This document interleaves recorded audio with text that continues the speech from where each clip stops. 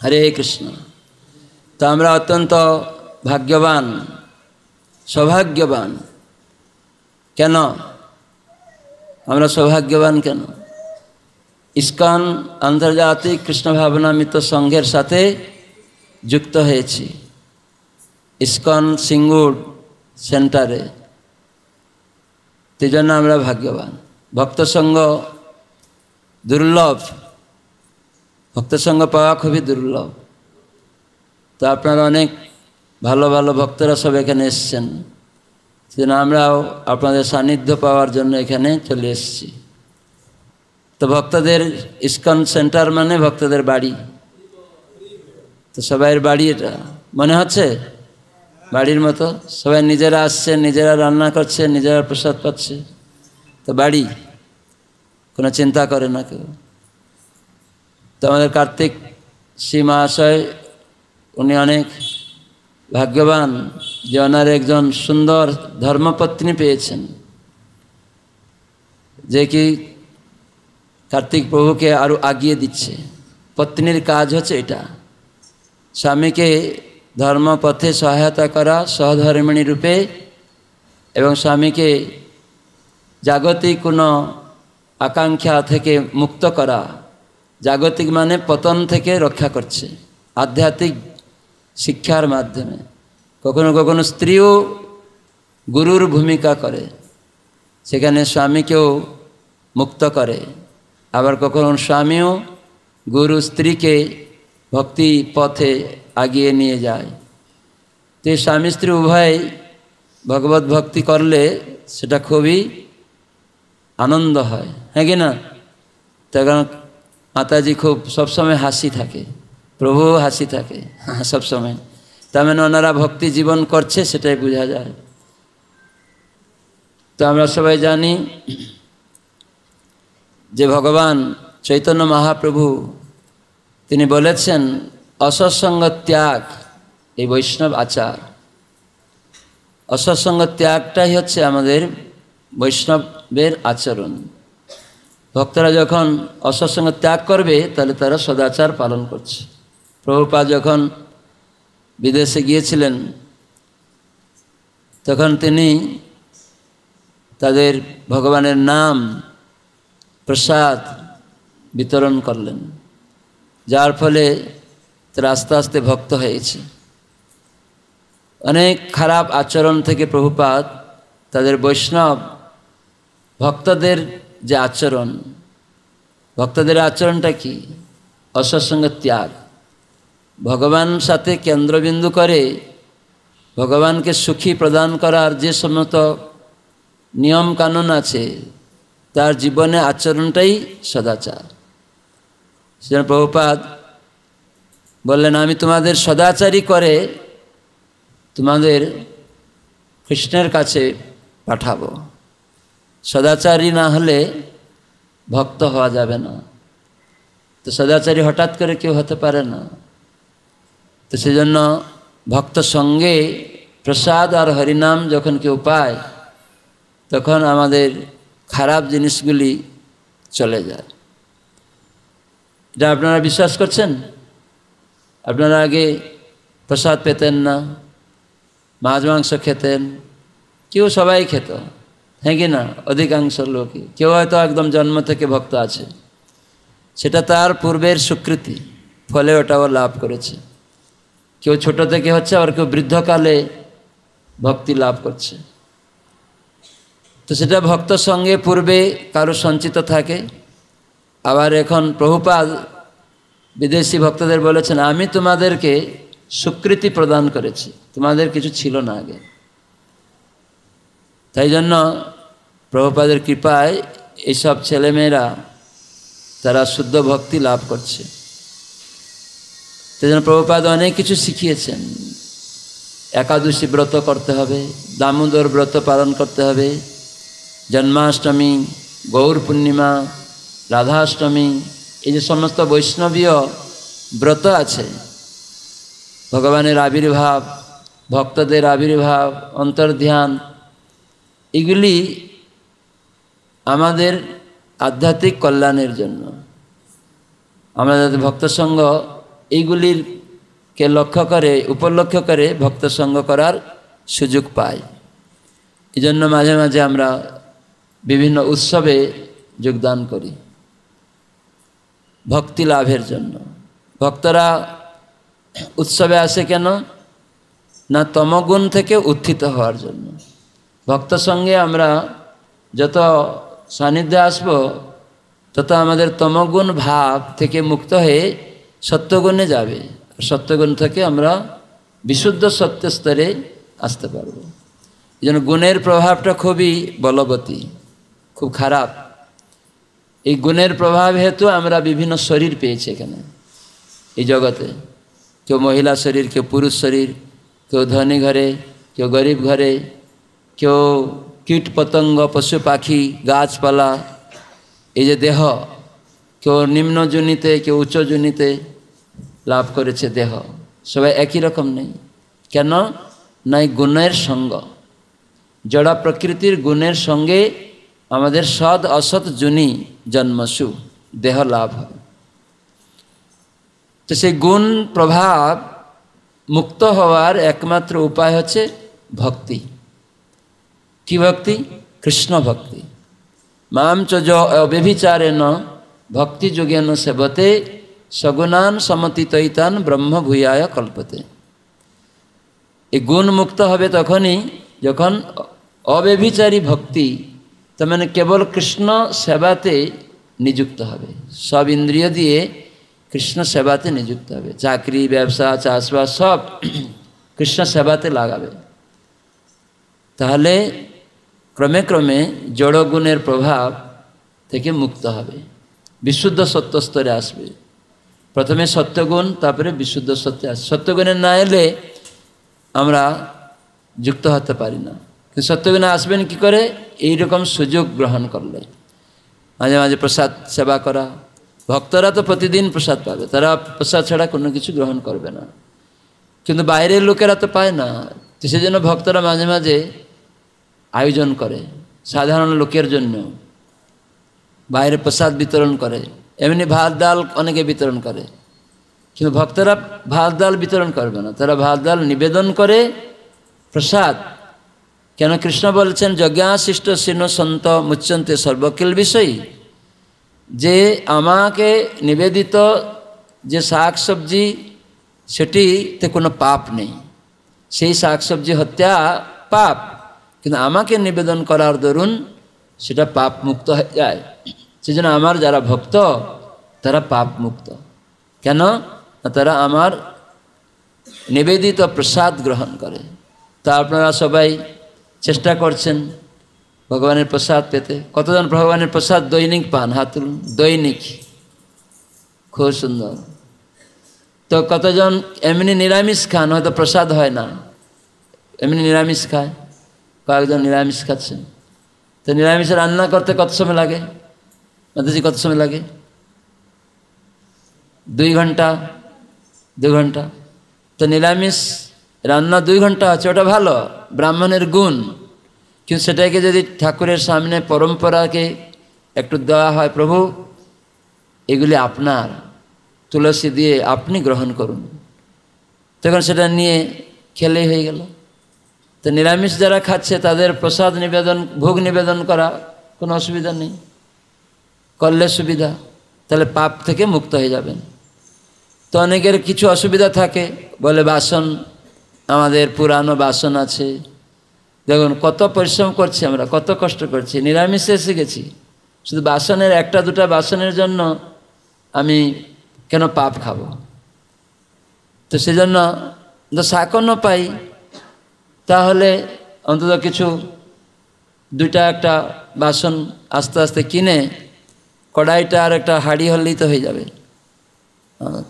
তো সেটা একটু রান্না করে ভোগ লাগালে হয়ে গেল। কখনো কখনো এরকম না থাকে সুবিধা, ধাতু জিনিসে সেটা ভালো করে মাটি দিয়ে মাজতে হয়। প্রাথমিক স্টেজে হয়তো পরিপূর্ণ হয়নি, আগে হয়তো ব্যবহার করছিল, কোনো ধাতু জিনিস হলে হবে, এমনি অন্য কিছু হলে হয় না। লোহা একটা ধাতু, ওটাকে পিতল ধাতু, ওইগুলাকে যদি মাটিতে মাজা হয় তারপরে ঘি দিয়ে আবার আগুনে পোড়া হয়, এরকম সেই জাতীয় প্রাথমিক স্টেজে কেউ অভ্যাস করতে পারে, সেটাও করতে পারে। কিন্তু সেগুলো বিক্রি করে দিতে পারেন। লোহার কড়াই, পিতলের কড়াই যেগুলো আগে আমিষ রান্না হয়েছে, বিক্রি করেও তার পরিবর্তে অল্প কিছু টাকা দিয়েও আর একটা দুটা বাসনও কিনা যায়। তো এরকম পন্থা আমাদের করা উচিত, কখনো আমরা যেন পাপ ভক্ষণ না করি, বুঝতে পারছেন? তো সেজন্য আমাদের চেষ্টা হয়। মাছ মাংস খাওয়া তো পাপ সবাই জানে, কিন্তু শাকসবজি খাওয়াও পাপ, চুরি করা হয়, যেন প্রসাদ খেতে হবে। তো যেন ভগবান যেটি ভালোবাসেন সেগুলি আমাদের গ্রহণ করতে হবে। এই দামোদর মাসে ভগবান কি ভালোবাসতেন, মা যশোদা তার জন্য তৈরি করতেন। সবসময় কৃষ্ণ ভালোবাসতেন কি, সেটা মাখন, আর কি দুধ, দই, সব কিছু, সন্দেশ, এসব কৃষ্ণ ভালোবাসতেন। তো সেই জন্য মা যশোদা নিজে দুধ গরম করে দই বসিয়ে মন্থন করে মাখন তুলতেন। কার জন্য? কৃষ্ণের জন্য। দুধ গরম করা আছে উনুনে, কার জন্য? কৃষ্ণের জন্য। কৃষ্ণকে স্তন প্রদান করছে, কিন্তু দুধ পড়ে যাচ্ছে ওখানে, তাই তাকে নামিয়ে কৃষ্ণকে, সেই দুধটা কৃষ্ণের প্রিয়, তাকে রক্ষা করতে যাচ্ছে, কিন্তু কৃষ্ণ কান্না করছে। এটা ভক্তি হলো? এটা ভক্তি? কৃষ্ণ কান্না করছে, মা যশোদা তাকে জোর করে নামিয়ে দিয়েছে, অতৃপ্ত, কিন্তু কৃষ্ণের যে প্রিয় দুধটা পড়ে যাচ্ছে, পুড়ে যাচ্ছে, সাঁ সাঁ শব্দ আছে, মা যশোদা কৃষ্ণকে নামিয়ে দিয়ে ওই দুধটা রক্ষা করতে গেছে। এটা ভালো না খারাপ? আপনারা কি বলছেন? ভালো। ওটাই হচ্ছে শুদ্ধ ভক্তি, প্রেম ভক্তি। কেন? কৃষ্ণের প্রিয় এটা। আমি তো ফিরে এসে স্তন প্রদান করতে পারবো, কিন্তু আজকে যদি কৃষ্ণের এই শ্যামলী ধবলী গাভীর সুগন্ধি দুধটা যদি পুড়ে নষ্ট হয়ে যায়, কৃষ্ণ পরে কি খাবে? ওখানে যে দই বসাবো, কালকে যে মাখন তুলবো বা দুধ খাবে, গাভীর দুধটা বা ছানা করবো বা দই বসায় মাখন তুলবো, তাহলে ওইটা নষ্ট হয়ে গেলে কি খাবে? কেন? ওইগুলি অত্যন্ত সুগন্ধি দুগ্ধ ছিল। কেন? কৃষ্ণ চুরি করতে যাচ্ছিল। কেন? গোপীরা, অন্য সখীরা, দাসীরা বানাতো, ওগুলা স্বাদ ছিল না, অন্য গাভীদের দুধ ছিল, সেই দই বসিয়ে মাখন তুলতো দাসীরা, এই জন্য কৃষ্ণের স্বাদ হয়নি। এ হচ্ছে যশোদা মায়ের ভাব, যে আমার দাসীরা কি করে জানবে এরকম সুন্দর, এই জন্য কৃষ্ণ আমার ছেলে চুরি করতে যায়, এই ভাবনা মা যশোদার মধ্যে, আমি নিজেই খাওয়াবো। এই জন্য এই হচ্ছে মা। মা সবসময় নিজের পুত্রকে নিজে খাওয়াবে। কোনো চাকর চাকরানি রেখে খাওয়ানো আর নিজে হাতে খাওয়ানো কতটা ভালো না? চাকর চাকরানিদের মনোবৃত্তি ছেলের উপরে এসে পড়ে যেতে পারে, তাদের খারাপ ধারণাটা। এই জন্য ভক্ত কেন ভগবানকে নিজে রান্না করে খাওয়ায়? এই জন্য ভগবানকে ভালোবাসে বলে, তাই না?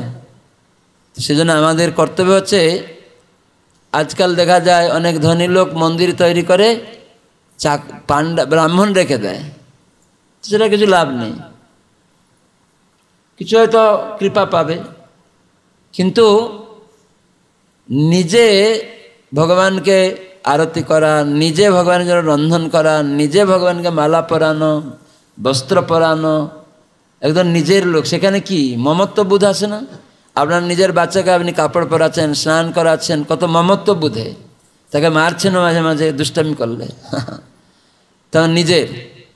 তো কৃষ্ণের সাথে এরকম লীলা, মা যশোদার সাথে কৃষ্ণ মা লীলা করলেন, মাঝে মাঝে থাপ্পড়ও মারছেন দুষ্টামির জন্য, কৃষ্ণ কান্না করছে সাধারণ শিশুর মতো।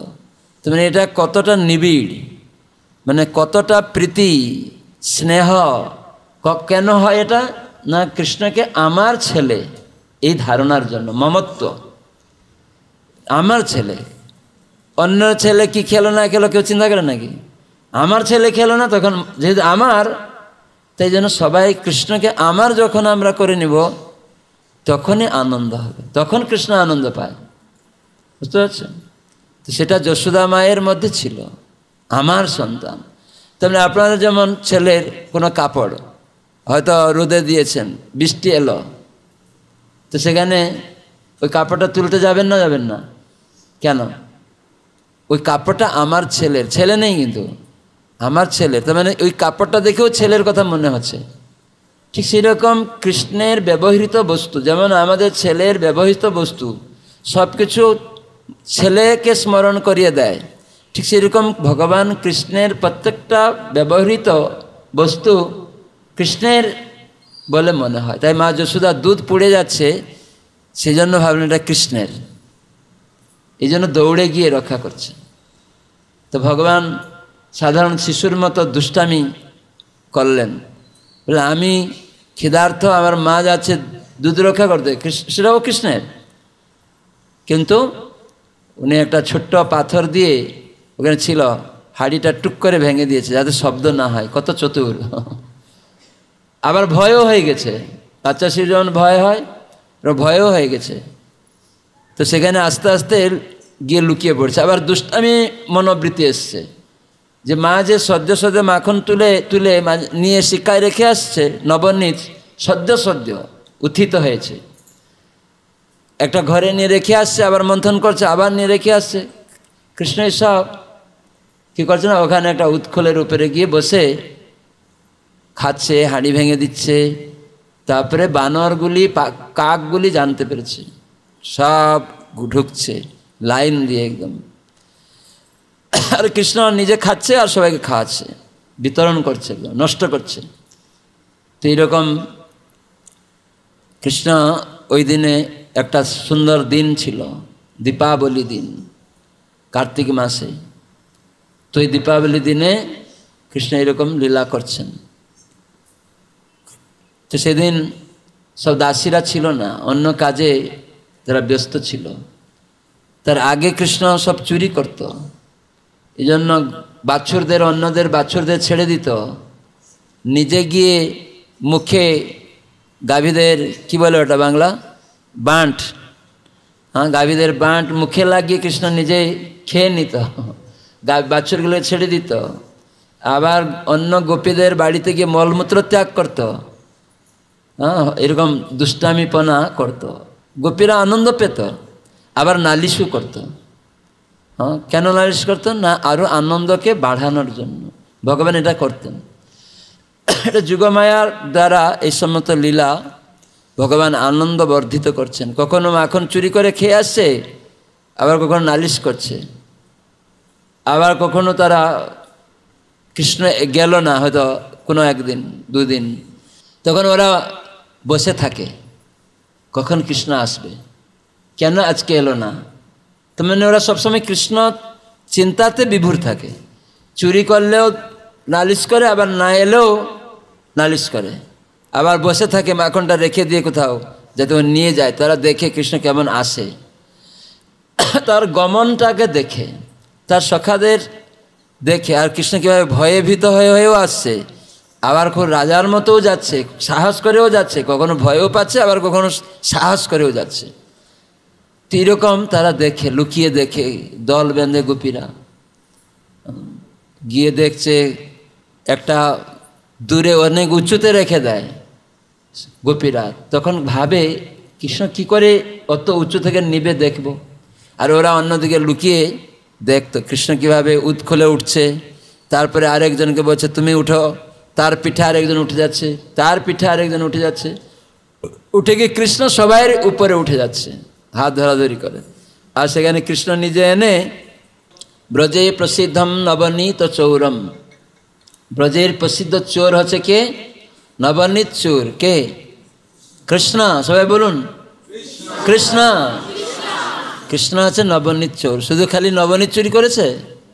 গোপাঙ্গনা নাম দুকুলম চৌরম, গোপীগণের বস্ত্র চোর, তাহলে দুকলকে চুরি করে নিয়েছে। আর নবাম্বুদিম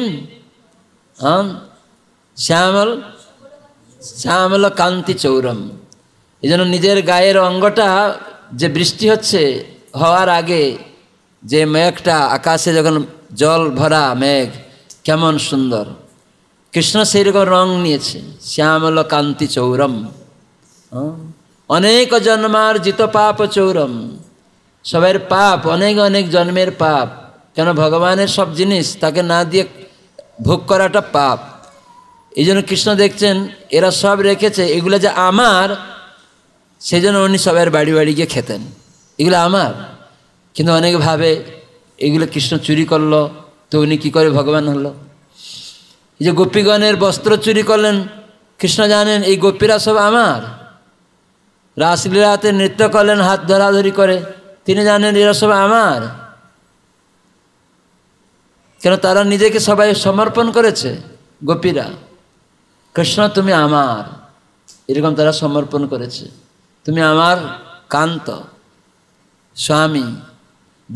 দেবী কার্তিয়ায়নী দেবীর কাছে গিয়ে পূজা করেই বলছে আমরা কৃষ্ণকে স্বামী রূপে চাই, অন্য কিছু চাই না। তাহলে দেখুন, তাহলে কৃষ্ণ ভগবান যে যথামাং প্রপদন্তে তাং তথৈব ভজাম্যহম। যে যেমন ভাব, কীরকম ভাব না চারি ভাব। মহাপ্রভু এসে শিখালেন যে চারি ভাব ভক্তি দিয়া নাচামু ত্রিভুবন। তো সেই চারটি ভাব কি? দাস্য, সখ্য, বাৎসল্য আর মধুর। এই জন্য গীতায় কৃষ্ণ বলেন যে যথামাম প্রপদ্যন্তে। তার মানে এই চারটি ভাব দিয়ে যদি কেউ আমার প্রপত্তি করবে, আমাকে স্বামী রূপে, আমাকে পিতা, আমাকে পুত্র রূপে, আমাকে বন্ধু রূপে, আমাকে প্রভু রূপে, এই চারটি ভাবে আমার সাথে আদান প্রদান করবে, আর আমি ওই রকম প্রতিদানও দিব। সেই জন্য বাচ্চা রূপে, পুত্র রূপে চাইছে মা যশোদা, তাই পুত্র রূপে হয়ে গেলেন। তো সেখানে যদি ভগবান স্বরূপ তার নিজস্ব ভগবত্তাকে প্রকট করাবেন, তাহলে সেখানে তো এই যে পিতা পুত্রের আদান প্রদান, পিতা মাতার যে আদান প্রদানটা যে অন্যরকম, সেটা হবে না। তো সেজন্য ভগবান নিজেকে একদম ছোট্ট বাচ্চার মতো বা সাধারণ শিশুর মতোই ভয় পায়। শিশুরা যেমন মাঝে মাঝে ক্রন্দন করে কোনো কিছু ভয় পেয়ে, তো কৃষ্ণ ওইরকম ভয় পেতেন। আবার কৃষ্ণ কখনো কোনো দুষ্টামি করে, মা যশোদা বলে হাউকে ডাকবো, হাউকে ডাকবো, তখন কৃষ্ণ ভয় পেয়ে গিয়ে একদম জোরে ধরে মাকে, কান্না বন্ধ হয়ে যায়। তুই যদি কান্না বন্ধ না করবে তাহলে হাউ আসবে, তোমাকে নিয়ে চলে যাবে আমার কাছ থেকে। তখন কৃষ্ণ মা যশোদাকে জোরে ধরে কান্না বন্ধ করে দেবে। মানে সাধারণ জিনিস। কিন্তু যমরাজ, যিনি ভয়ের সমস্ত মৃত্যুর দেবতা, সবাই তাকে ভয় পায়, তাই না? আর সেই যমরাজ যাকে ভয় পায়, আর সেই কৃষ্ণ মা যশোদার লাঠি ভয় পাচ্ছে। যখন দৌড়াচ্ছে কৃষ্ণ, এই যে দধিভাণ্ড ভঙ্গ করে মা যশোদা যখন লাঠি নিয়ে গেছেন, অমনি ওই উৎকুল থেকে লাফ দিয়ে দৌড়াচ্ছে। উৎকুল থেকে লাফ দিয়ে আছে। নমামি ঈশ্বরম সচিদানন্দ রূপম লসত কুণ্ডলং গোকুলে ভ্রাজমানম যশোদা ভিয়লুখে লাভধাবমানম। উলুখ, উল্লুখ মানে উৎকল, কাঠের একটা মুড়ার মতো দেখতে, কাঠের, ওটা মুড়ার মতো কাঠে তৈরি, মাঝখানটা সরু, উপর নিচটা মোটা। আজকার মায়েরা ধান ভাঙতো, আর কি বলে চাল ভাঙিয়ে, কি বলে ওটা, চালের গুঁড়ি পিঠে বানানোর জন্য করতো। এগুলা পশ্চিম দিনাজপুর, উত্তর দিনাজপুর দিকে ছিল। আমরা যখন নামহট প্রচারে যেতাম তখন ওরা সঙ্গে সঙ্গে ধান ভাঙবে, তারপরে চাল দিয়ে রান্না করে, টাটকা চাল একদম উৎকুলে ভাঙানো, পিঠে করবে, অন্ন বানাবে, আর ওইগুলি ভোগ লাগিয়ে আমাদেরকে দিত। আমাদের অবাক হয়ে যেতাম। আগেকার মায়েরা এসব করতো, এখন নেই। আমি যখন উত্তর দিনাজপুরে গিয়েছি প্রায় আজ থেকে 40 বছর আগে, তখন গৌরাঙ্গ প্রেম স্বামী মহারাজ, ওনার সঙ্গে গিয়েছিলাম। তখনকার সব আমাদের কবি কর্ণপ্রভু, ওনারা সব নাটক করত। উনি নাটক, রসিক নাটক, ভক্তি পুরুষোত্তম স্বামী মহারাজের যত সমস্ত নাটক করেছে ভক্তি পুরুষোত্তম মহারাজ, যখন ব্রহ্মচারী, উনিও ব্রহ্মচারী ছিল, তো নাটক করতো। কালু পাঞ্চু, কমেডি সমস্ত নাটকগুলি করতো। এত সুন্দর করতো মানে বুঝতে পারবে না। তো অনেক সেবা প্রচার, ওই দিনাজপুর দিকে গুরু মহারাজ প্রতি বছরে যেতেন গৌর পূর্ণিমার পরে পরে। 15 দিন নাটক করতো, সব হরে কৃষ্ণ উৎসব হতো বিভিন্ন জায়গায়।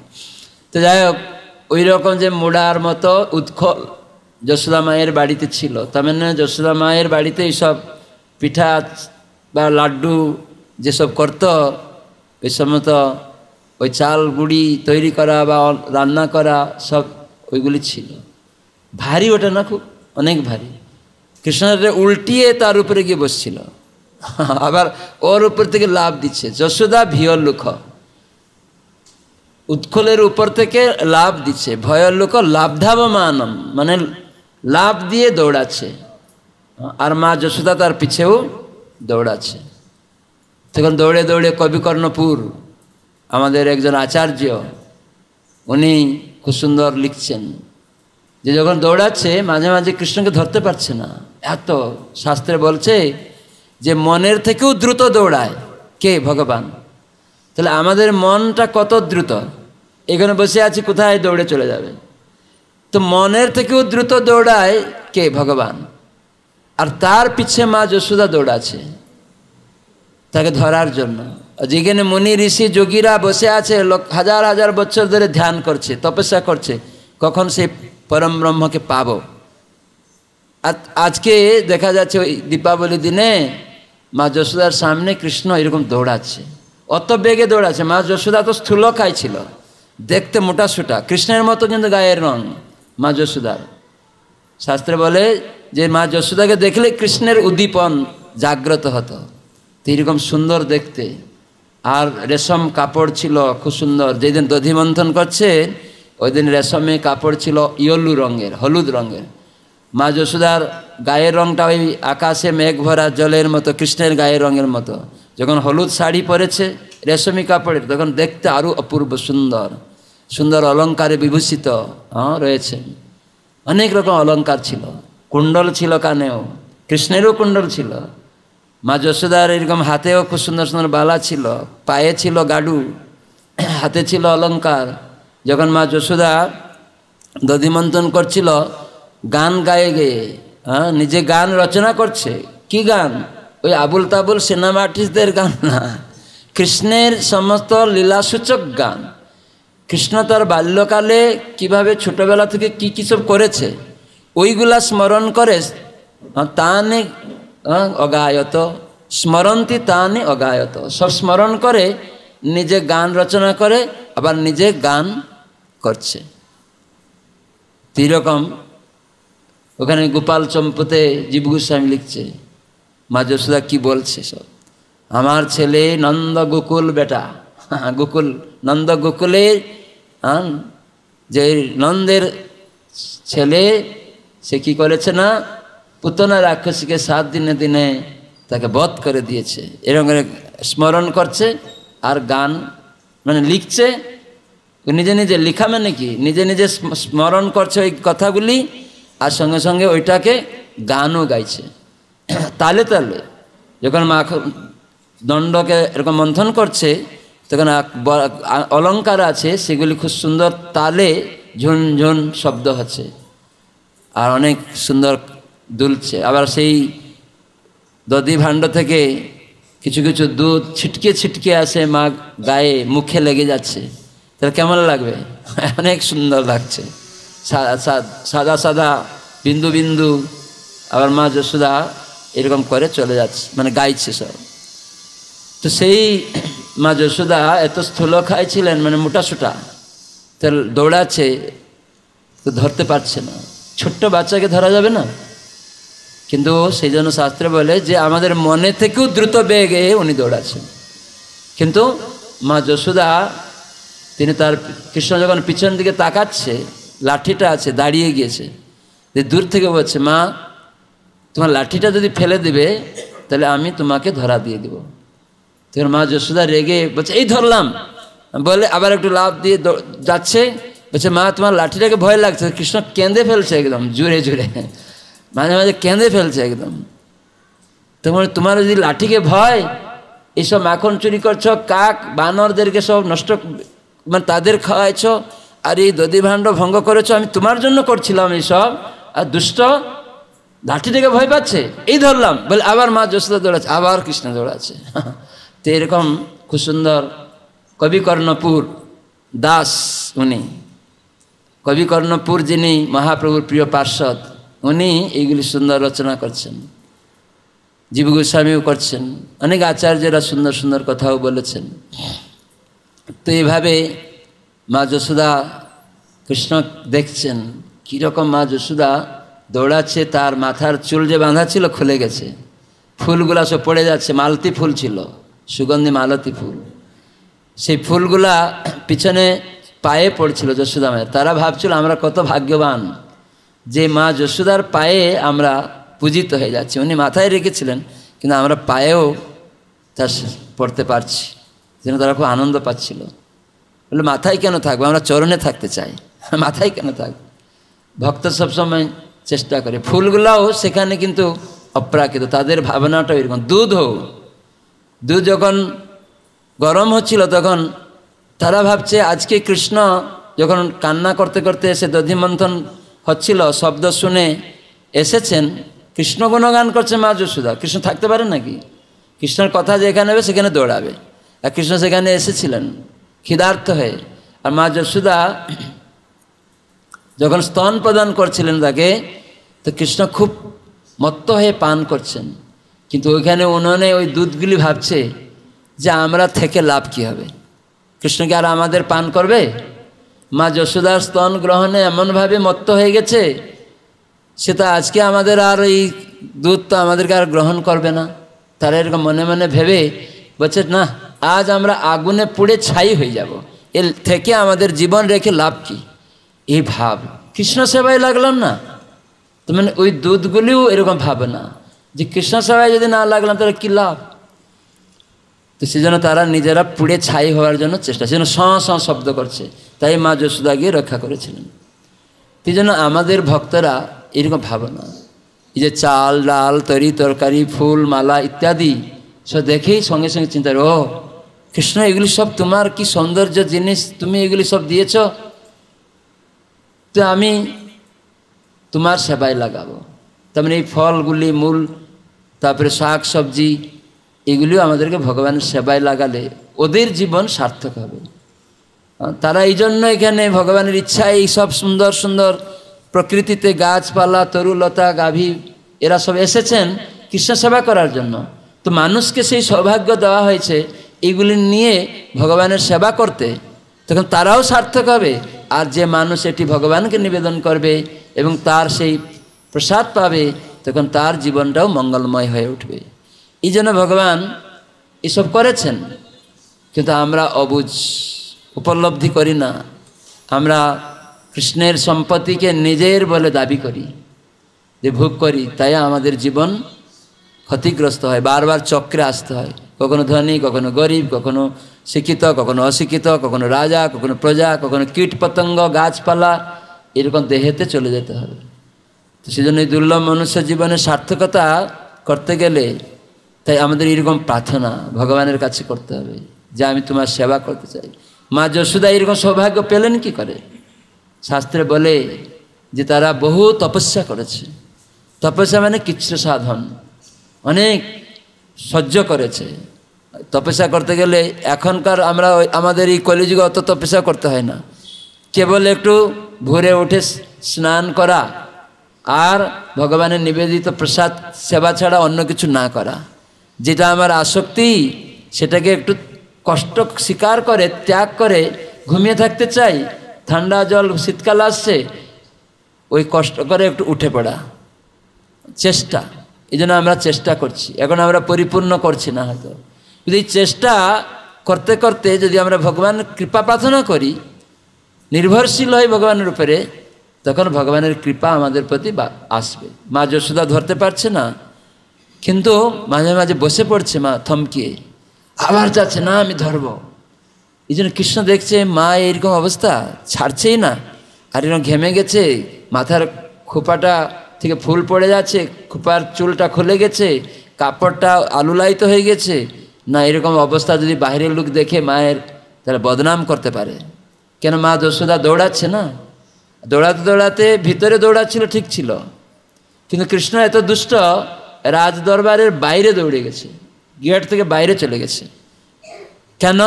কৃষ্ণ ভাবছেন আমি যদি ভিতরে দৌড়াই মা ধরে নেবে, আমি যদি বাইরে যাই মা দৌড়াবে না, মা বাইরে যাবে না। কেন? মহিলা রানী, সে তো একা একা, পুরুষ ছাড়া কি করে একা একা বাইরে যাবে? ভোরবেলা, আবার একদম ভোর, সেই সময় যদি একা একা পুরুষদের দেখে নেয় তাহলে কীরকম হবে? আবার চুল খুলে গেছে, কাপড়টা আলুলায়িত হয়ে গেছে। কৃষ্ণ কতটা ভেবে, মা ঘেমে গেছে, পরিশ্রান্ত হয়ে গেছে, কিন্তু বাইরে গিয়ে কৃষ্ণ ভাবলো আর হয়তো মা আসবে না। যেই মা যশোদা দেখলেন দুষ্ট, তুই বাইরে চলে গেলে, তোমাকে আমি ধরবই, তোমাকে সাজা দিবই করে যেই গেটের বাইরে গেছে কৃষ্ণ ভাবলেন আর তো দৌড়া যাবে না। মার এই চেষ্টা অবশ্যই, তার মানে তিনি দেখছিলেন মায়ের যে বাৎসল্য প্রেম, এই প্রেমের সমুদ্র ছিল কিন্তু সেখানে তরঙ্গ ছিল না। কিন্তু মা বলছে এই যে যাবো, ধরবো ধরবো, এই যে ঢেউ একটা করে বাড়তে লাগলো সমুদ্রে, সেই প্রেম সমুদ্র, বাৎসল্য প্রেম সমুদ্রে যখন এরকম ঢেউ বাড়তে লাগলো, তখন আস্তে আস্তে কৃষ্ণ দেখছেন না এই প্রেমে আমাকে ধরা দিতেই হবে। তাই জন্য সেখানে কৃষ্ণ তাকে ধরেছিলেন, তখন ধরে নিয়ে এসেছেন, কান্না করছে তখন, রুদন্তং মুহুর নেত্রম, ঘন ঘন শ্বাস হচ্ছে, করাম্বুজ যুগমেন সাতঙ্ক নেত্রম, আতঙ্কিত হয়ে তার নিজে কর দিয়ে দুই হাত দিয়ে এরকম মার্জন করছে, আর কাজলগুলি ছিল আরও কালো হয়ে যাচ্ছে, আরও দেখতে সুন্দর হচ্ছে। তো এরকম কৃষ্ণ কান্না করছে, কম্পন হচ্ছে। তখন মা যশোদা চিন্তা করছে যে এ ভয় পাচ্ছে লাঠিটাকে। কৃষ্ণ তুমি ভয় পাচ্ছ লাঠিটাকে দেখে, ঠিক আছে এই ফেলে দিলাম, যা কান্না বন্ধ করো। মানে মায়েরা কেমন করে না, লাঠিটা বলেছিল না যে মা লাঠিটা যদি ফেলে দিবে তাহলে আমি ধরা দিব, তো এখানে ধরেছে কিন্তু রোদন করছে আর কাঁপছে, তখন ভাবছে আমার ছেলের যদি কিছু হয়ে যায়। তখন কৃষ্ণ তুমি লাঠিকে ভয় পাচ্ছ? বলছে হ্যাঁ লাঠি, তুমি ফেলে দাও তাহলে আর ভয় পাবে না। তখন সঙ্গে সঙ্গে মা যাই যে ফেলে দিলাম, দেখো। তখন কৃষ্ণ শান্ত হয়েছে একটু। তখন মা যশোদা জিজ্ঞাসা করছে, আচ্ছা কৃষ্ণ বলো তো, ওই যে তুমি এই যে হাঁড়িটা কী করে ভাঙলো তুমি জানো? তুমি তো ওখানে ছিলে। এই যে দধি ভণ্ডা আমি মাখন চুলছিলাম, দধি মন্থন করছিলাম, যে ভাণ্ডটা ছিল ওটা কি করে ভাঙছে তুমি জানো? তুমি তো ওখানে ছিলে। বলো কেন? তোমার পায়ে একটা গাড্ডু ছিল, মানে একটা গোল রঙের একটা বালার মতো মোটা, আগেকার মাতাজিরা পড়তো। আমি দেখছি উড়িষ্যায় যখন ছিলাম আমার মায়েরও পায়ে এরকম ছিল, যখন মামার বাড়ি যেত তখন ওটা পরে যেত, রূপুর ছিল, কারো কারো সোনারও থাকে, তো এটাকে গাড্ডু বলে। তো মা যশোদাকে কৃষ্ণ বলছে তোমার ওই পায়ের যে মোটা অলঙ্কারটা ছিল না, তুমি যখন দৌড়ে ওই দুধ রক্ষা করতে যাচ্ছিলে, ওই তোমার পায়ের ওই অলঙ্কারটা লিখে ওই হাঁড়িটা ভেঙে গেছে। তো মা যশোদা হাসবে না কি বলবে, তখন আরও বলছে দুষ্ট হয়ে গেছে, আমি ভেঙে দিয়েছে, আমাকে দোষারোপ করছে। আচ্ছা আচ্ছা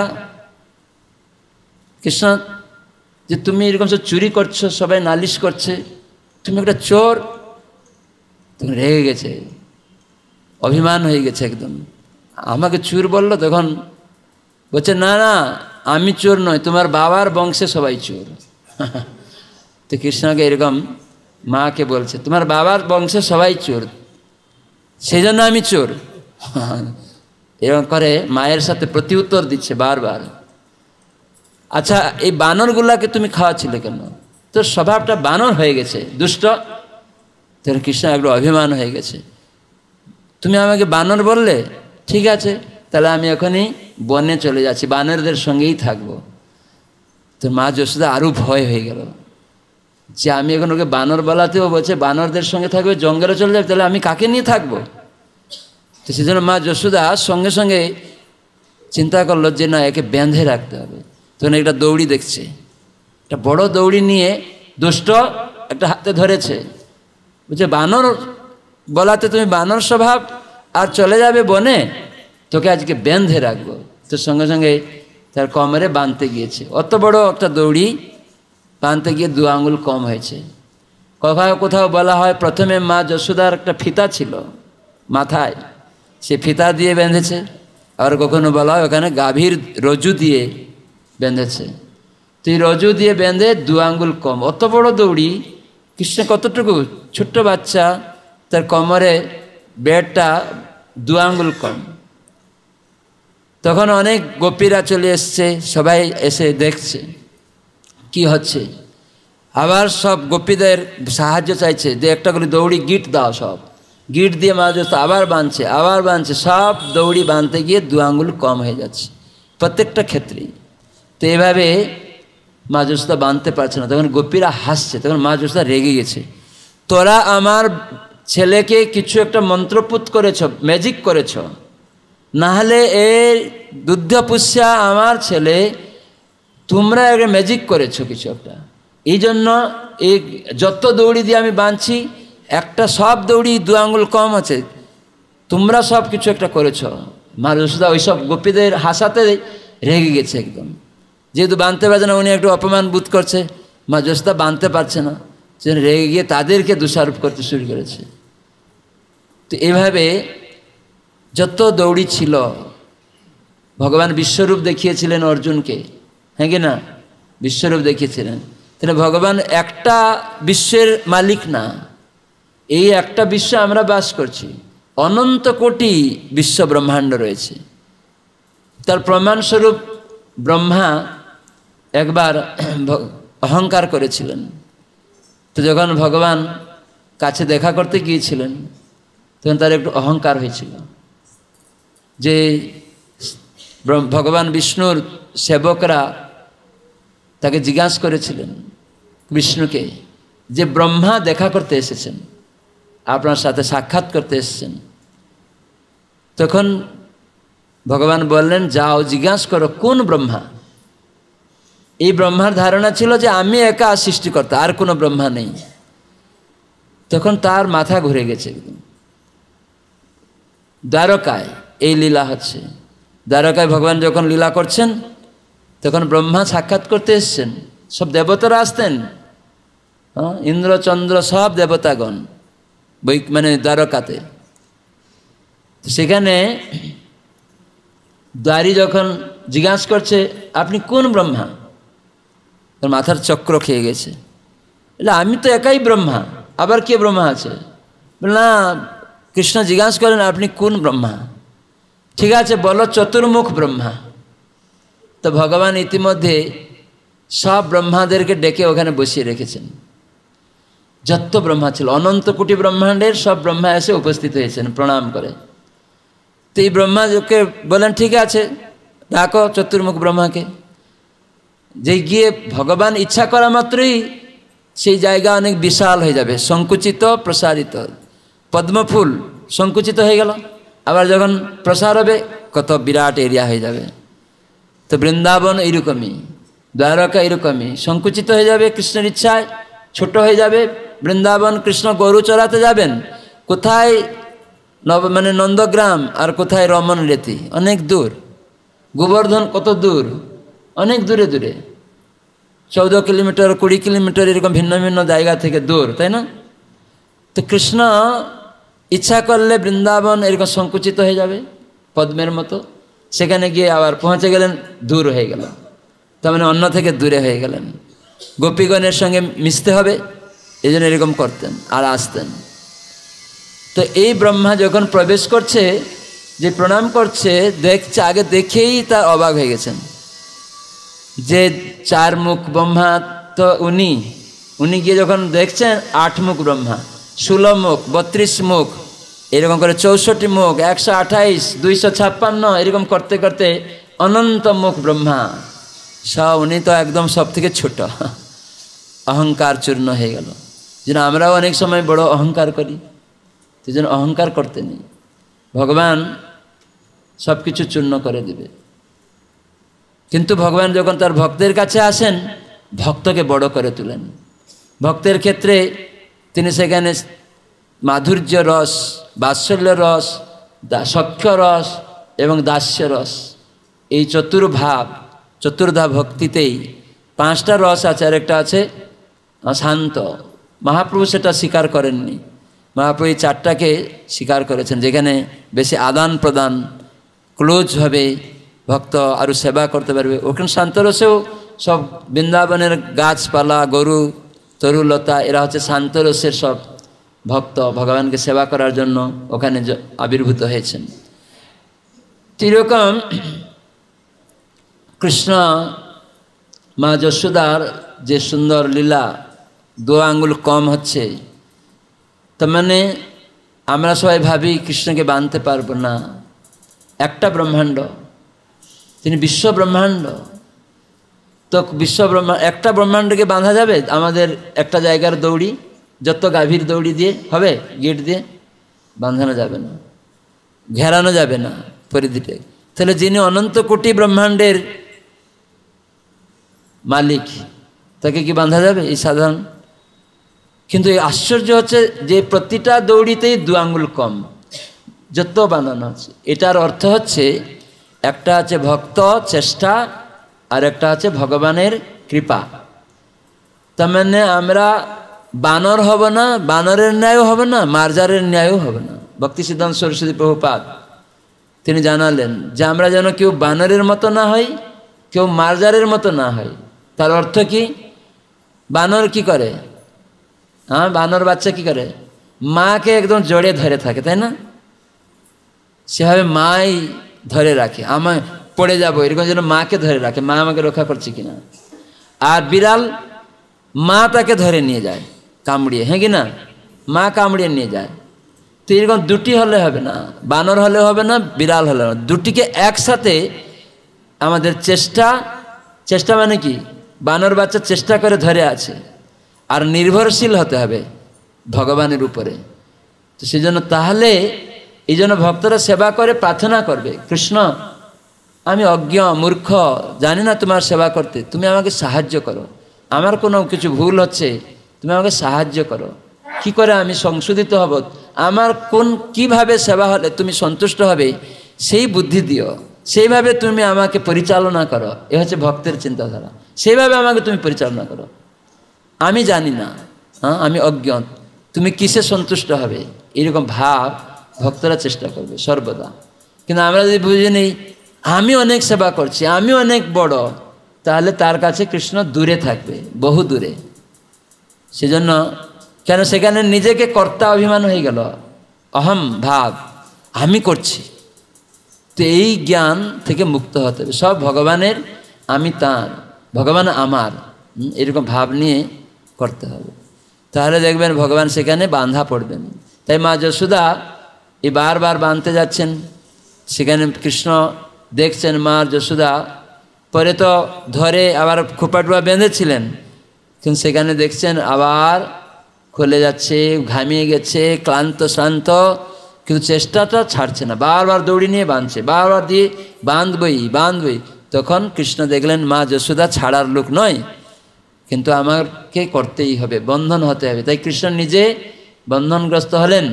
জয় কৃষ্ণচন্দ্র ভগবান কি। কেন উনি বন্ধন হলেন না? আমাদেরকে বন্ধন মুক্ত করার জন্য। মা যশোদা তাকে বেঁধে, কোমরে বেঁধে, সেখানে ভগবান তিনি ভৃত্যবশ্যতা স্বীকার করলেন যে আমি আমার ভৃত্যের বশীভূত। কিভাবে না? সেবার দ্বারা, ভক্তিবশ মাধব। এই জন্য তো সেজন্য এই মাসে ভগবান ভৃত্যবশ্যতা স্বীকার করেছেন, যশোদার বশ্যতা স্বীকার করে নিয়েছেন, দৌড়ি দিয়ে বন্ধনগ্রস্ত হয়েছেন, ধরা পড়েছেন, এরকমই সেজন্য ভৃত্যবশ্যতা। আর সেই দিন থেকে কৃষ্ণের নাম হয়ে গেল কি? দামোদর। কৃষ্ণের নাম কি? দামোদর। সবাই বলুন দামোদর। রাধা দামোদর, রাধা দামোদর, রাধা দামোদর। দাম মানে রজু, রজু দিয়ে মা যশোদা কৃষ্ণের কোমর বাঁধলেন, উদরকে। এই জন্য কৃষ্ণের নাম হয়ে গেল দামোদর। ভগবানের ভিন্ন ভিন্ন নামের মাহাত্ম্য আছে। কেন এই নামগুলি হয়েছে? আমরা বলছি গোবিন্দ। কেন গোবিন্দ? না, গো মানে গাভী, গো মানে ইন্দ্রিয়, গি মানে পৃথিবী, এদেরকে যিনি আনন্দ দেন, এই জন্য ইন্দ্র এই নাম রেখেছিল গোবিন্দ। কেন গোবর্ধন পর্বত ভগবানকে ধারণ করতে হয়েছিল? মানে ব্রজবাসীদের রক্ষা করতে, ইন্দ্রের প্রকোপ থেকে রক্ষা করেছিলেন। আর ইন্দ্র পরে ভুল বুঝতে পেরেছিল, এই জন্য গুরুর নির্দেশে সুরভি গাভী নিয়ে এসেছিল। গাভী হচ্ছে কৃষ্ণের প্রিয়। নমো ব্রাহ্মণ দেবায় গো ব্রাহ্মণ হিতায় চ জগদ্ধৃতায় কৃষ্ণায় গোবিন্দায় নমো নমঃ। ভোগ লাগানোর সময় আমরা কৃষ্ণের গুণগান করি। মানে কৃষ্ণের গুণগান, তার সেবার মাধ্যমে কৃষ্ণ সন্তুষ্ট হন। এই জন্য আমরা এই মন্ত্র বলি।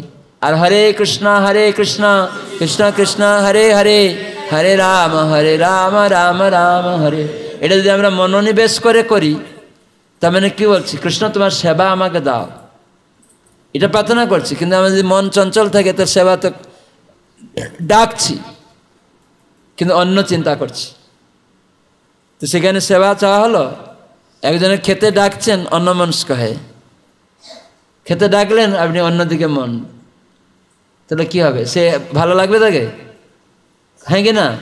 আপনাকে যদি সাপোজ ডাকা হলো, আসুন আমার বাড়িতে খাবেন, কিন্তু আপনি উনি এসে পৌঁছে গেছেন, কিন্তু আপনি অন্যদিকে মন দিয়ে দাঁড়িয়ে আছেন, অন্যদিকে মুখ দিয়ে দাঁড়িয়ে আছেন।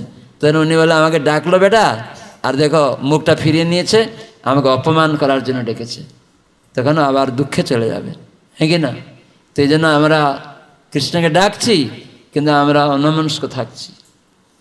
এই জন্য আমাদের ডাকাটা ঠিক হচ্ছে না। অনেকে বলে, দাবি করে, আমি 10 বছর 20 বছর হরিনাম করছি, আমি বড় ভক্ত, আমাকে সম্মান করো। তার মানে ও করছে না, মানে ও বড় ভক্ত না, এটা তার অহংকার। তার মানে ও কৃষ্ণকে ডাকে না, নিজের প্রতিষ্ঠাকে ডাকে। সেই জন্য সবাইয়ের কাছে বাহাবা চাইছে। আর না হলেই রাগ হয়ে গেল, আমাকে ডাকা হলো না, আমি গেলাম, আমাকে ওখানে একটু মন্দিরে বসতে বললো না, তো সম্মান আশা করছে না। ভক্তরা এই সমস্ত চিন্তা করবে না, সে নিজে এসেই নিজে সেবা করবে। প্রভু আর কি সেবা আছে? দেখছে এখানে পরিবেশন, গিয়ে পরিবেশন, রান্না আছে, সবজি রান্না করতে বসে যাবে, গিয়ে ধুয়ে নিবে। না আমি একটু রান্না করতে পারি না, প্রভু আপনি হরিকথা শুনুন, আমরা করছি না, আমাকে একটু সাহায্য, আমি একটু তাহলে আপনার বাসন মেজে দিই, হ্যাঁ করুন, আগামী সপ্তাহে আপনি আসবেন, রান্না করবেন। তখন আর এলো না, তখন এলো না, করতে চাইছে কিন্তু তখন আর এলো না। সেই জন্য আমাদের সাবধান থাকবে। আমরা বলছি, ডাকছি, যেমন আমরা বলছি ন ধনম ন জনং ন সুন্দরীং কবিতাং বা জগদীশ কামে, প্রার্থনা করছি না প্রতিদিন, কিন্তু ভগবান টাকা পয়সা নিয়ে নিল। ন ধনং, আপনি বলছেন আমি ধন চাই না, অনুগামী চাই না, পুত্র নিয়ে নিল, আত্মীয় স্বজন সব নিয়ে নিল, স্ত্রীকে নিয়ে নিল। ভগবান কোন কৃপালু ভক্ত তখন ভাবে, ভগবান এত দয়ালু, আমি অত আসক্ত ছিলাম আমার পুত্রের প্রতি, ধন সম্পদের প্রতি, যেগুলো আমার ভয় হতো, টাকা পয়সা কে নিয়ে নেবে এইসব চিন্তা হতো, তোমাকে বলে আজ কৃষ্ণ নিয়ে নিয়েছেন, আমি নিশ্চিন্ত।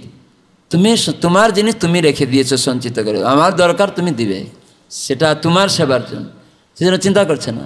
পুত্র তুমি দিয়েছিলে তোমার সেবা করতে, তুমি নিয়েছো, এখন তোমার সেবা কী হবে তুমি সেটা বুঝবে, এই ভাবনা ভক্তদের থাকবে। যদি নিয়ে নেয় তখন আমরা রাগ করে, না লোক বলে দিল কেউ, তোরা হরিভজন করে কি লাভ হলো? দীক্ষা নিয়েছ কৃষ্ণনে গিয়ে, কৃষ্ণ কৃষ্ণ বলে তোর ছেলেকে রক্ষা করতে পারলি, ছেলেটা মারা গেল, অ্যাক্সিডেন্ট হয়ে গেল, তো কি লাভ? ওই যে মনে ঢুকে গেল, তখন কান্না করে ভজন বন্ধ। ওটা তার মানে আমরা কৃষ্ণ ভজন করছি না।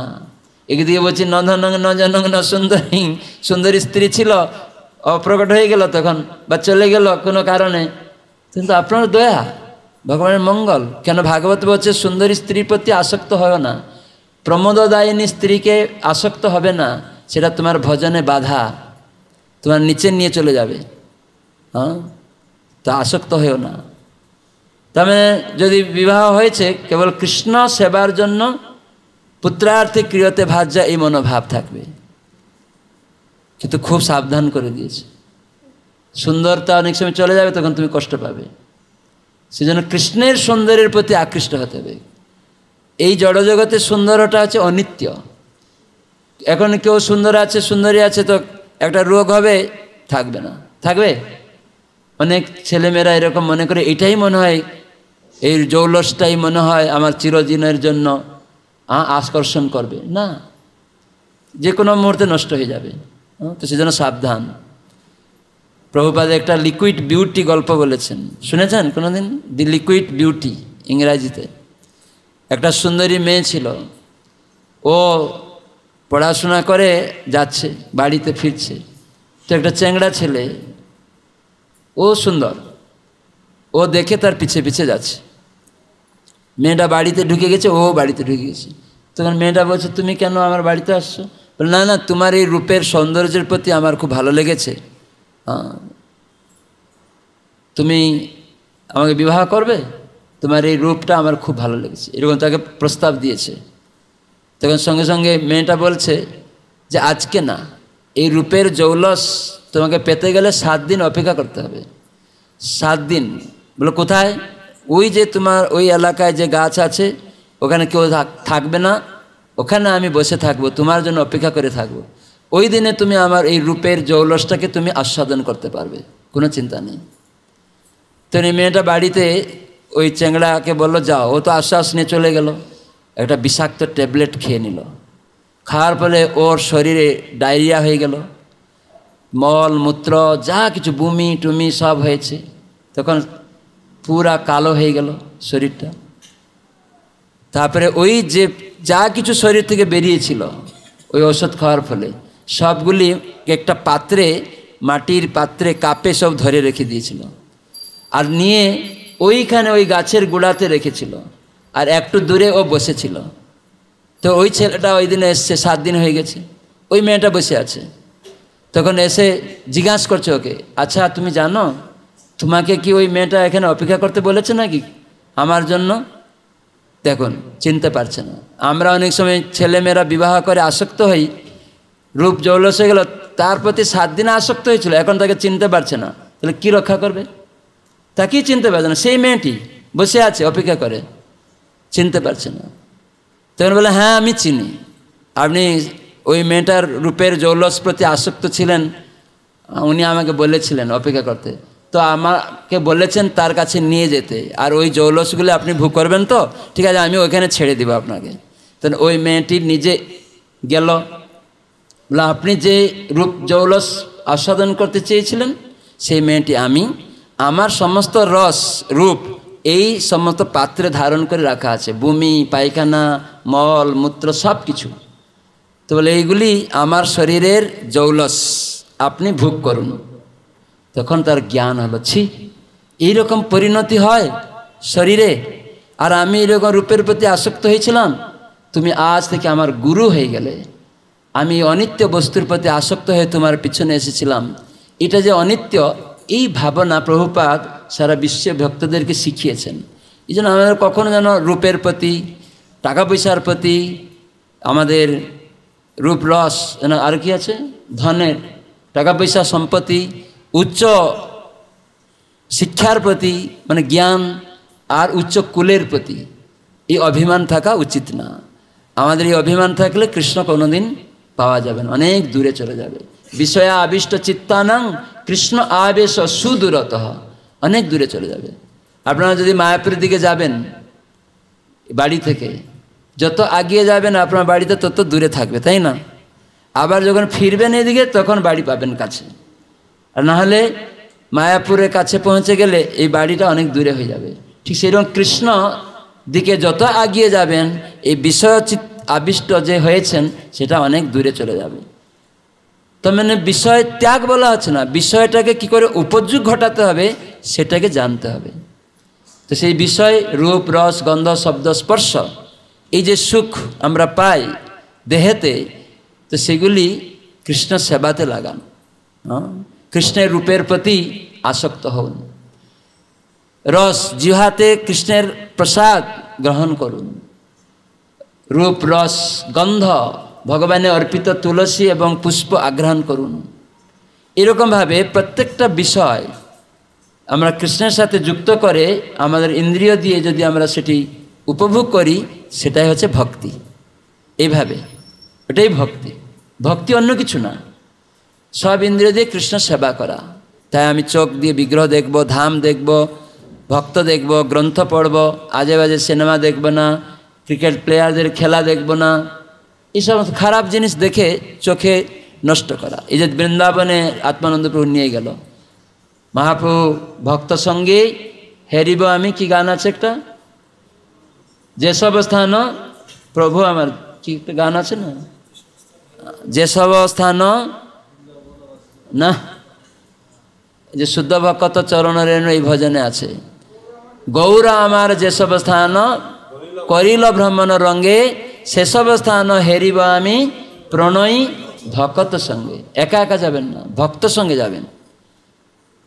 তো সেই জন্য গুরু মহারাজ বলেন যে মাঝে মাঝে ভক্তরা, প্রচারকরা ধাম দর্শন করাবে, গৌরমণ্ডল, নবদ্বীপ মণ্ডল, বৃন্দাবন ধাম, ব্রজমণ্ডল, এই সমস্ত মথুরা, দ্বারকা, এই সমস্ত দর্শন করাবে ভক্ত সঙ্গে। সেখানে গিয়ে সেই ধাম সম্বন্ধে আলোচনা করবে। ধাম আমরা কিন্তু এই চোখ দিয়ে দেখে বুঝতে পারবো না, কিন্তু ধামে গেলে ভক্তদের সঙ্গে, ভক্তদের মুখ থেকে ধামের কথা শুনলে তখন এই কান দিয়ে দেখতে হবে, চোখ দিয়ে হবে না। চোখ দিয়ে গিয়ে কী দেখবেন? আপনার গ্রামে দেখে গেলেন ধান, এর সিঙ্গুড়ে কত ধান চাষ হচ্ছে, গরু ছাগল আছে, বৃন্দাবনে গিয়েও ওইসব দেখবেন, শুয়োর গরু ধান চাষ হয়েছে, কত কিছু দেখবেন। ওইটা দিয়ে আসক্ত হয়ে গেলে বাড়িতে যা দেখলাম এখানেও তাই, এই আত্মানন্দের সঙ্গে এলাম, শুধু 10,000 12,000 টাকা নষ্ট করলাম, আর আসবো না, কিছুই দেখতে পাচ্ছে না, বুঝতে পারবে না। ধাম স্বরূপ তার হৃদয়ে প্রকটিত হয়, চোখে নয়, ব্রেনে নয়, কান দিয়ে ভক্তের মুখে শুনে হবে। কিন্তু আমরা যদি ধাম দর্শন করতে যাই এখানকার চিন্তা করে মনের মধ্যে নিয়ে, ওইখানে আর ধাম দেখতে পাবে না। আমি কালকে একটা বলছিলাম, একটা উড়িষ্যার ঘটনা। একটা লোক, ও খুব চাষ করে, তার একটা পুঁই মাছা ছিল, ওটা খুব যত্ন নিত, কোনোদিন কোথাও দেখতে যাবে না, ডাকলেও যাবে না। একবার ব্রাহ্মণরা, পান্ডারা কী করেছে, ওই গ্রাম থেকে সব পুরীতে নিয়ে যাচ্ছে। তখন ওর ছেলেমেয়েরা বলছে, বৌমারা আপনার বয়স হয়ে গেছে, আপনি একটু পুরী দর্শন করে আসুন, সব গ্রামের ভক্তরা যাচ্ছে, এই যে আমাদের ননা নিয়ে যাচ্ছে, আপনি একটু যান। না না, এই পুঁই মাছটা কে দেখবে, তোরা দেখবে, যে আমরা দেখবো, কোনো চিন্তা নেই। ওই পুঁই মাছার চিন্তা করতে করতে পুরী যাচ্ছে। তো ওখানে গিয়ে পুরীতে সবাই গিয়ে গরুড় স্তম্ভকে আলিঙ্গন করছে, যে আহা কি সুন্দর গরুড় স্তম্ভ, জগন্নাথ তুমি কত সুন্দর, কালিয়া কালিয়া বলছে, বলিয়া বলিয়া বলছে, সুভদ্রা মাতা করে দর্শন করে, কত মনোরম তোমার রূপ গুণগান করছে, আর গরুড় স্তম্ভকে আলিঙ্গন করছে। তখন এই বুড়া বলছে, কোথায় গরুড় স্তম্ভ, কোথায় কালিয়া, কোথায় বলিয়া, আমি তো এখানে আমার পুঁই মাছা দেখতে পাচ্ছি। পুঁইর মাঞ্চা দেখছি। সেজন্য আমার মনোবৃত্তি। প্রভুপাদ উপদেশামৃতে লিখছেন, উপদেশামৃত কয়জন পড়েছেন? হাত তুলুন দেখি। উপদেশামৃত মাত্র এই 3-4 জন। কী ব্যাপার? উপদেশামৃত কেউ পড়েনি? দীক্ষার সময় গুরু মহারাজ বলেন যে অবশ্যই গীতা, উপদেশামৃত পড়তে হবে বা শুনতে হবে। মূর্খ হলে শুনবে, পড়াশোনা জানলে 2 ক্লাস থেকে পড়তে পারলে পড়বে। উপদেশামৃতে প্রভুপাদ লিখেছেন মুখবন্ধে যে আমাদের কৃষ্ণ ভক্তির উন্নয়ন কিসে জানা যাবে না, আমাদের মনোবৃত্তির উপরে। তার মানে এখানে মনোবৃত্তি যদি খারাপ নিয়ে আমি যাই, যেমন ওই যে নলকুবের, তারা স্বর্গরাজ্যে মন্দাকিনী সরোবরে স্নান করছে, কিন্তু কি মনোবৃত্তি? মদ খেয়েছে আর সেই অপ্সরীদের সাথে জল ক্রীড়া করছে উলগ্ন হয়ে, কাম ক্রীড়াতে মত্ত। তেমনি মন্দাকিনী গঙ্গা পবিত্র, সেখানে যদি কেউ করে ওই রকম খারাপ চিন্তাধারা নিয়ে থাকে, সেই জল কেড়ি করে, তাহলে কি হবে? তার উল্টো প্রতিফলন হয়ে যাবে। তাই নারদমুনি কৃপা করে তাদেরকে অভিশাপ দিয়েছিলেন যে বৃক্ষ হয়ে যাও। সেজন্য মা যশোদা বাঁধিয়েছিলেন জন্য, আর সেই সময় নারদমুনির কাছে ক্ষমা চেয়েছিল, যার দরুন নারদমুনি বললেন যে দ্বাপর যুগে তোমাদের মুক্তি হবে। মা যশোদা কৃষ্ণকে বাঁধবেন, আর সে উৎকুলটা নিয়ে যখন টান দিবে তখন ও গাছটা ভেঙে যাবে, তোমরা তখন স্বরূপ পাবে, কৃষ্ণের সামনে হাত জুড়ে করে দর্শন করবে। তার মানে ভগবানের দর্শন সুযোগ হয়েছে। ভক্তের অভিশাপে ভগবানের দর্শন সবাই পাবে? তাদের ভাগ্য হতো না কোনো দিন। তো যাই হোক, কিন্তু আমাদের উচিত না কোনো গঙ্গা ধাম বা কোথাও গেলে এরকম পাপকর্মের চিন্তাতে থাকা, তখন ভগবত ধাম দর্শন হবে না। যে বৃন্দাবন গিয়ে সবাই বলে হ্যাঁ আনন্দ পেয়েছি, কি আনন্দ পেয়েছি? আমাদের একটা মহারাজ ছিলেন, ভারতী মহারাজ, প্রভুপাদের গুরুভ্রাতা। উনি আমাকে বলছেন যে কোথায় যাচ্ছ? ওখানে গেটেই দাঁড়িয়ে থাকতেন। উনি একা একটা শিষ্য করেছেন, আর কাউকে শিষ্য করেননি। রূপানুগ গৌড়ীয় ভজন আশ্রম, হুলুর ঘাটে যে মঠটা, প্রভুপাদের গুরু ভাই। আমরা নবদ্বীপে গেলেই আমি ওই নবদ্বীপ মণ্ডল পরিক্রমার প্রথম দিকে আমি অ্যাডভান্স পার্টি করতাম, কোথায় থাকবে কি কোথায় যাবে। ভক্তিপুরুষোত্তম মহারাজ আর আমি দুইজন একসাথে করতাম। যেহেতু আমি ওই এলাকাতে অফিস দেখার সঙ্গে সঙ্গে বর্ধমান কিছু অংশ আর নবদ্বীপ নদিয়া জেলার প্রচার করতাম। তোর ভক্তিপুরুষোত্তম তুমি যেহেতু এইসব এলাকায় দেখতে চলো, ওই শিক্ষক লোক স্কুল কোথায় পাওয়া যাবে। তখন আমাদের তাবু হতো না, ওই স্কুলে মাঠে ওই লোকাল নামটো ভক্তরাই তাবু করতো। এখন তো ইস্কন থেকে আমরা সব করি, তখন ওরাই খরচ করতো, প্যান্ডেল ট্যান্ডেল সব করে দিত। তো এইরকমই ছিল আগে, সব আমরা যেতাম নবদ্বীপ মণ্ডল পরিক্রমা করতে। তখন ওই মহারাজ দাঁড়িয়ে আছে, তা আমি যাচ্ছি। কোথায় যাচ্ছি? আমরা যে নবদ্বীপ যাব, বিদ্যানগর, ওখানে আমাদের পরিক্রমা আসছে। তো ভক্তরা গত বছরে খুব আনন্দ পেয়েছে, তো এই বছরে একটু তাদের জন্য ব্যবস্থা করতে হবে। আনন্দ? কি আনন্দ? আমি জিজ্ঞাসা। তখন আমাদের বুঝতে হবে এই যে অনেক রকম আনন্দ আছে, কিন্তু প্রকৃত আনন্দ কি আমরা পাচ্ছি? তখন উনি বসে বলে আয় ঘরে আয়, ডেকে ঢুকিয়ে বসে আধা ঘন্টা কিছু হরিকথা বলবে। ওনার স্বভাব এরকম ছিল, উনি এমন কৃপালু, সব ভক্তকে ডেকে কিছু হরিকথা বলবে। প্রকৃত আনন্দটা কি? এই জড়জগতে সবাই আনন্দ চায়, কিন্তু প্রকৃত ভগবানকে বাদ দিয়ে কেউ আনন্দ পায় না। তখন এরকম সুন্দর সুন্দর কথা বলে। তো ভক্তরা কি ওই মহাপ্রভুর শিক্ষা, মহাপ্রভুর কৃপা, তার দর্শন করে তার সেবার প্রতি আসক্ত হয়েছে, না অন্য কিছুতে আসক্ত হচ্ছে? এটাই বুঝতে হবে। তাহলে আমরা যখনই ধাম দর্শন করব, সব কিছু সেবনমুখী ভাব কি আমার বাড়ছে? আমি 10 বার নবদ্বীপ মণ্ডল পরিক্রমা করেছি, আমি আত্মানন্দ প্রভুর সঙ্গে 5 বার বৃন্দাবন ঘুরিয়ে এসেছি। এরকম অন্যকে বলে জানো তুই কয়বার গেছি, এরকম বলে তাকে আরেকজনকে হেয় করে। আমি 10 বার করি, তুই জানিস বেশি কিছু, আমি বৃন্দাবনে জানি না, কিছুই জানে না। আসক্তি এখনো যায়নি। কিছু একটা বলেছে আত্মানন্দ, তখন রাগ হয়ে গেছে, না তোমাদের সঙ্গে নেই, চলে গেল অন্যদিকে ঘুরছে। তো এরকম না, ভক্তি মানে বাধা গঞ্জনা লাঞ্ছনা বিপদ আসবে, তবু ভগবানের সেবা ছাড়বে না। ভগবান কোনো ভক্ত দিয়ে পরীক্ষা করতে পারে, নিজের সন্তান দিয়েও পরীক্ষা করতে পারে। নিজের সন্তান ভক্ত হতে হয়েছে, তার দিয়েও পরীক্ষা করতে পারে, নিজের গুরু ভাই দিয়ে পরীক্ষা করতে পারে। যেমন ধ্রুব মহারাজকে নারদ মুনি গিয়ে পরীক্ষা করছে, যাও যাও যাও, রাজপুত্র গিয়ে রাজভোগ খাবে, জঙ্গলে যাচ্ছ ভগবান ভগবান করতে, যাও খেলাধুলা করো, রাজ সুখ ভোগ করো। বলছে মুনি বর, ভগবান কোথায় আছে সেটা আমাকে বলে দিন, আমি রাজ সুখ চাই না, আমি বিদ্যা পড়াশোনা কিচ্ছু চাই না, কেবল আমি ভগবান চাই। এই যে দৃঢ়, আর কিছু চাই না, তাকে সেই জন্য বলে ধ্রুব। ধ্রুব মানে অটল, আমি কিচ্ছু চাই না, কেবল কৃষ্ণ, তোমার সেবা। না ধ্রুব মারে ছিল কি দর্শন করবে, আমি দেখব, কিন্তু আমরা তো দেখতে পাবো না, বুঝতে পারবে না। ভগবান যে আমাদের সামনে এসেও যান, বুঝতে পারবে না। এই জন্য ভক্ত সঙ্গে ভগবান স্বরূপ প্রাপ্ত হয় ভক্ত, তখন দর্শন হয়। এখানে আমি একবার বলছিলাম, উড়িষ্যাতে প্রথম দিকে একটা পকেট টিভি আমাদের অন্তর্যামী প্রভু নিয়ে গেছিল। অন্তর্যামী প্রভুকে চিনেন তো? একটা হাই স্কুলে গিয়েছে, ওখানে অনেক ছাত্র, 700 ছাত্র। তো এই টেবিল উপরে রেখে দিয়েছে। তখন টিভি বের হয়নি। তখন উনি জিজ্ঞাসা করছে ছাত্রদের, তোমরা কেউ টিভি দেখেছো? টেবিল উপরে টিভিটা কিন্তু আছে এরকম রাখানো, টিভি দেখেছো কেউ? বললেন আমরা টিভির নামই শুনিনি, কিন্তু টিভিটা ছিল ওখানে। শিক্ষকরা যখন জিজ্ঞাসা করা হলো, বলে আমরা আমাদের শহরে একটা টিভি এসছে, বালেশ্বর শহরে, আমরা শুনেছি কিন্তু দেখিনি। তখন ওই প্রভু বলতে লাগলেন, টিভি বলতে কি বোঝায়? একটা এরকম বক্সের মতো, তার সামনে একটু কাচের মতো আছে, সুইচ দিলে একটু জ্বলে উঠবে, তারপরে ছবি টবি আসবে। তো ওই প্রভু কী করছে, ওইটা সুইচ দিয়ে দিয়েছে, ব্যাটারি যুক্ত ছিল, তখন লাইট জ্বলে উঠছে, ঝলঝল ঝল করছে। ওই তো টিভি, কোথায়? বলছে ওই তো টেবিলে, আগেও তো ছিল। তাহলে দেখতে পেয়েও কেন তোমরা বলতে পারলো না এটা টিভি ছিল? এখন কেন বলছো? এই জন্য পশ্যন্তি জ্ঞান চক্ষুষা, জ্ঞান চক্ষু, দেখে বোঝা যাবে না, টিভি ওখানে ছিল, বুঝতে পারছে না, সেজন্য পশ্যন্তি জ্ঞান। তো মানে প্রভু তখন জ্ঞান দিলেন, টিভিটা এইরকম, তার বর্ণনা দিলেন স্বরূপটা, তখন বুঝতে পারছে, দেখে বোঝা যাবে না।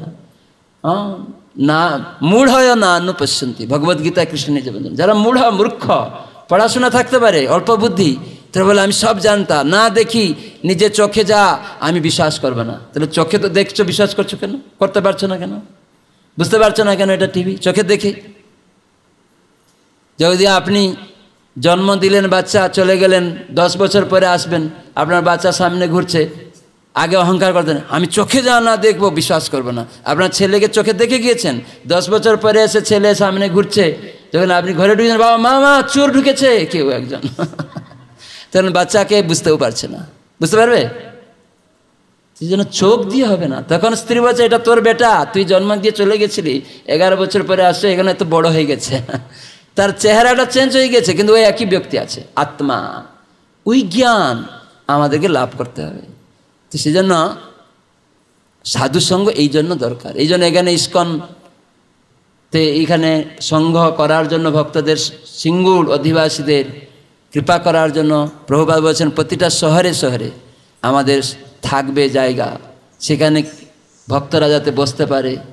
তো এই জন্য আমাদের এখানে কি নাম তোমার বাবার? হ্যাঁ, বাসুদেব চন্দ্র দাস অধিকারী প্রভু কিছু অল্প জমি দিয়েছেন, যাতে ভক্ত এখানে ভাড়া নিয়ে আছে, সবাই ভাবছে ওইখানে যা পেয়েছি সেটা নিয়ে একটু হল করি, 2টা ফ্লোর 3টা ফ্লোর করি, ওইখানে নিজস্ব জমিতে আমরা, ওনারা দান করেছেন। তো আস্তে আস্তে সেখানে কিছু করার জন্য প্ল্যান করছে আত্মানন্দ। তারপরে যদি বড় জমি পাওয়া যাবে তখন বড় আকারে হবে, কিন্তু নাই মামা থেকে কানা মামা নিয়েই আমাদের সন্তুষ্ট থাকতে হবে।